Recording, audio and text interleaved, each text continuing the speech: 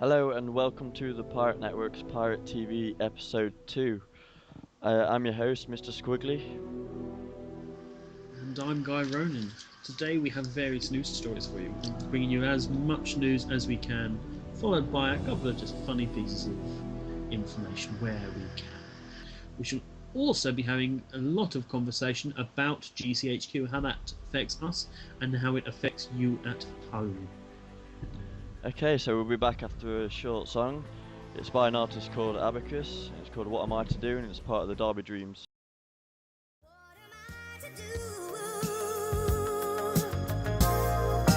What am I to do?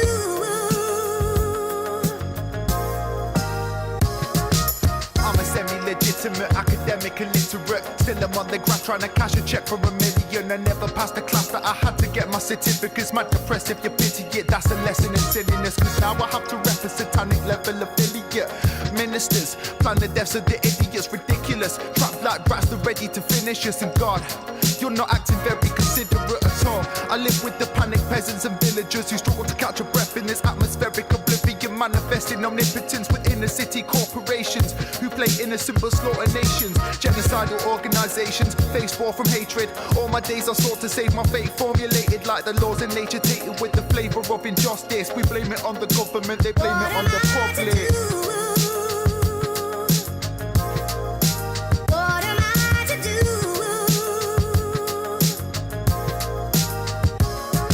So what am I to do? They block the vital news and sodomize the youth with the softer side of truth. The problems lie with them, so if you modernize your views, then they're ostracizing you. I grip the button like the zoo so I can modify my mood and rob the mic and booth. I plan to leave this rock and maybe colonize the moon, cause this globe the wasted resource. I lead a wizard dope who claims we need wars to keep us on our toes with every extreme force. I've seen more on street corners and learnt life lessons on civil rights, yet they rule with only wise ethics and ruses that can give us night terror, son. Now we're feeling census, just like we're blind, deaf and dumb. I'll never be so apathetic to know about your present, need to learn about your past and never let a man forget it. I stand on record, open hands, show no evil. What we gotta do is resurrect our plans to grow as people.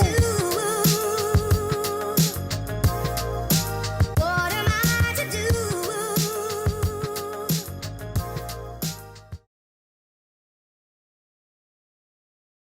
Okay, so welcome back. We're just going to go over a couple of news stories now that have been interesting following over the last month.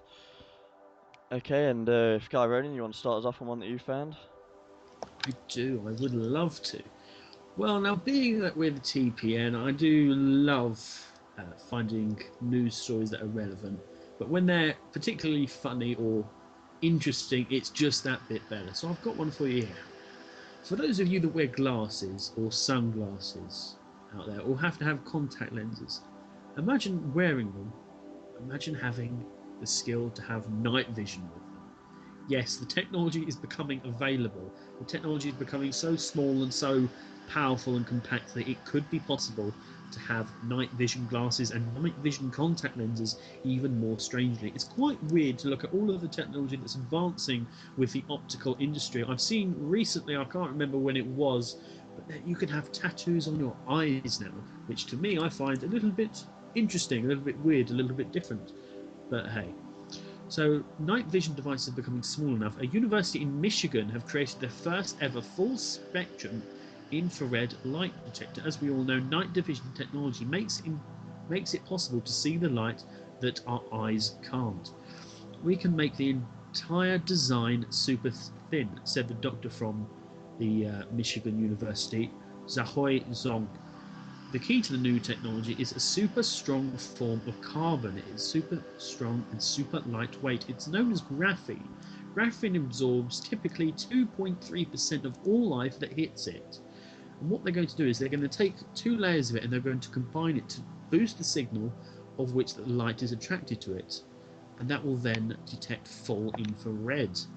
So I wonder what you think, Squiggly, to think about. Not only would you be able to have the vision of looking cool in your glasses, but being able to have the power to have night vision too. See, I don't suit glasses at all, so it's pretty awesome. But it kind of goes down the route of been looking into this transhumanism and using technology to advance ourselves faster than kind of nature can or evolution can. But what I'd find it awesome is if we could kind of embed computers maybe into these devices and kind of have a heads-up display as well as night vision. Because by the sounds of it, it's more the material and such that they're using which enables us to have it night vision. So I'm guessing you'd have to take it out when it's not night, or you'd just be blinded by the light when you're wearing them. But I think it'd be awesome if we can combine computing technology with this kind of stuff. I'm also very interested in how we can use technology to kind of advance ourselves further than we already are, naturally. Like a vision like this, like with night vision and such. Proper technology, then embedding computers into it. I don't know, that sort of thing scares me a little bit. Yeah. I mean, the advancement of technology is a very wary thing to be worrying about now. You'll see lots of news stories that we try and put out on the TVM page if you follow us on social media, Facebook or Twitter, that we try and give you as solid information as we can. But there is, I do have a point to this. There is many, there's a lot of disinformation out there. Like recently, there was a story going around about the technology that we have in planes now is so advanced and so secure that people were saying that could it be possible to hack the plane. That's the sort of thing that worries me. When advancement of technology becomes so strong and so powerful, what is the line? What is the, like in common media you will see like what's that film, Terminator, the Skynet problem. I mean, when does technology become too far? I mean, to me, I think it comes down to who's really using the technology and who's kind of pushing the development of it. Because to me, technology is always going to be neutral. It's a technical thing. So until like someone starts using it to their own means, it doesn't really have an agenda. If that kind of makes sense. So I suppose it depends how people or in different institutes and stuff are going to use this technology. But as we've seen lately, like in terms of our privacy and rights being infringed on by these massive companies that are developing software and devices, it would be a bit worrying to have a contact lens, like something in your body that is owned by one of these companies that we can't exactly trust that much of our private lives anymore. I know we've got lots of stories coming up about private lives and technology, but it's certainly an interesting thing to think about with all technology that we have now, with what we've seen with Edward Snowden. It's interesting to see that with every piece of technology, there will always be people on the good side, and there will always be people on the bad. There will always be people that think, how can I make this piece of technology better? How can I advance it? There will always be people that think, how can I take this piece of technology and how can I advance it to my own uses? It's all about how you take technology and how you use it. Yeah, definitely. Whether it's used for good or evil, I suppose. Hopefully here we can use it for good though. But I've got another story. It's kind of down the same lines as some nasty people using technology for a bad reason, I suppose. It's it's a story of GCHQ and their secret project called Optic Nerve, which is a bit of a shady name, and for a good reason really. It was a program that was aimed at collecting private webcam footage even from users on Yahoo, and it has raised concerns with a lot of MPs and human rights groups for good reason really. It's been going on since 2008 to 2010, and for example, in one 6-month period in 2008 alone, the agency collected webcam images including substantial quantities of sexual explicit material for more than 1.8 million Yahoo users globally. Which, yeah, it is a bit alarming really that they're recording our personal lives and admitted to a lot of this footage that they've been storing. Let's be honest, the internet is a beautiful thing in its own sense. It is such an amazing piece of technology. It was given to us freely, and it was given to us as a gift. And yet how it's now been corrupted by the private or public sector, whichever form you agree with. And it's been corrupted. It's been misformed, misused. And I mean, think about it. We've got... I'll try and link it to something that we've got in the news that's just gone recently. We have that plane, the MH370, that I believe that went missing. How in modern day can a plane of such technology go away? I mean, we constantly have the government saying, "Oh, yes, we can do this. You have nothing to worry about terrorism. We can track every terrorist in the whole of the world, so you have nothing to fear." And yet they can't find a plane that is full of people, that has technology with GPS. I mean, I don't know. I didn't pay too much attention to it, so I am by no means a somebody you should listen to. I'm not by no means an aviation expert, but I'm just saying it's quite interesting to believe how people like the American government, the British government, the governments will try and corrupt your mind by saying, "Oh, you have nothing to fear. We have nothing to fear unless you have something to hide." Yeah, I mean, I think that's only true if you're willing to give up all your rights for a fantasy of more security that this surveillance is going to give you. But this, like monitoring people's sexual content and obviously like very private, intimate moments, or well, intimate, over Yahoo, like video chat, it's just a massive infringements on rights. I mean, whether or not you're for the war against terrorism or more security from the state and stuff, this is a direct infringement on your rights. It's not been proved to catch any so-called terrorist or stop any terrorism actually happening.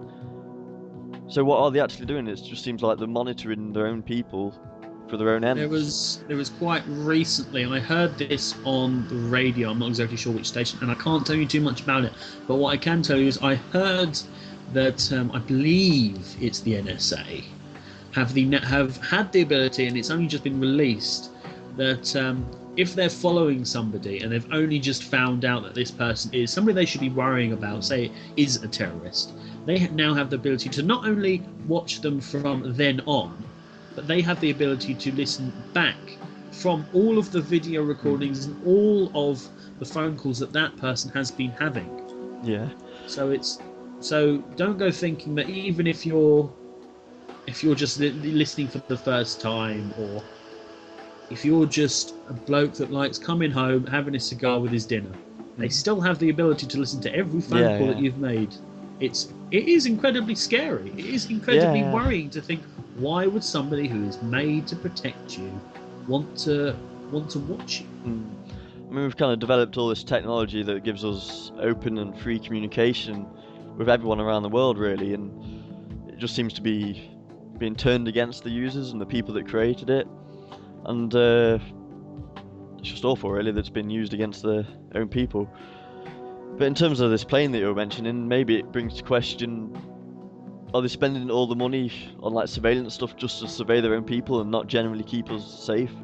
Like if they put this amount of effort into technology that directly keeps us actually safe from like things like aeroplanes going missing and such, could we avoid these situations?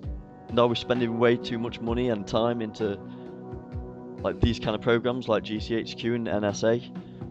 It would be very interesting to see where our supposed modern technology is being spent, how it's being used. Yeah. But of course, we don't have this ability. All you're told is you are safe. The technology that is out there is being used to protect you. I've never really heard of it. Doesn't matter if we're watching you. You only have something to fear if you have something to hide. It's like something out of George Orwell book. I tell you what, man, there was an awesome quote by George Orwell. Well, I say one, there was thousands. There was one that's making me think of it now. I think it was, if you want an image of the future, imagine a boot repeatedly stamping on somebody's face. I'll tell you what, sometimes that's how it feels, how such a beautiful gift has been given, where people who live across the world, families who live across the world, can contact each other for free and with such loving power, and it's used to abuse you, to betray you, and it's disgusting.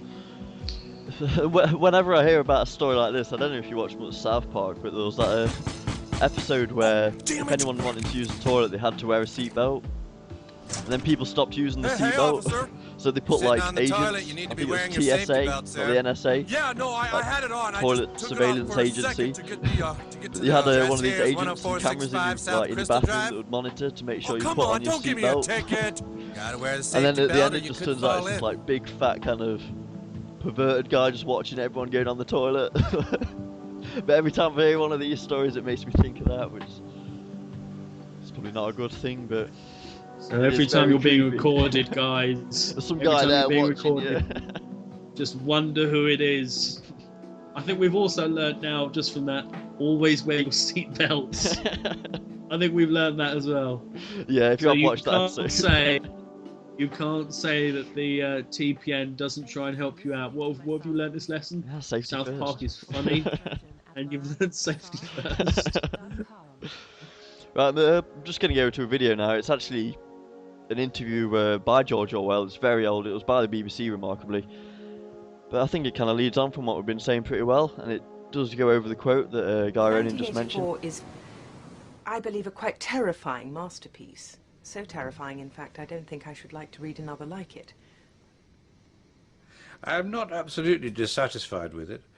I think it is a good idea, but the execution would have been better if I had not been under the influence of TB when I wrote it. You once claimed that you have an ability to face unpleasant facts. Is that what you've demonstrated in 1984 by drawing an accurate portrait of the future? I think that allowing for the book being, after all, a parody, something like 1984 could actually happen. This is the direction the world is going in at the present time. In our world, there will be no emotions except fear, rage, triumph and self-abasement. The sex instinct will be eradicated. We shall abolish the orgasm. There will be no loyalty except loyalty to the party. But always there will be the intoxication of power. Always, at every moment, there will be the thrill of victory, the sensation of trampling on an enemy who is helpless. If you want a picture of the future, imagine a boot stamping on a human face forever. The moral to be drawn from this dangerous nightmare situation is a simple one. Don't let it happen. It depends on you.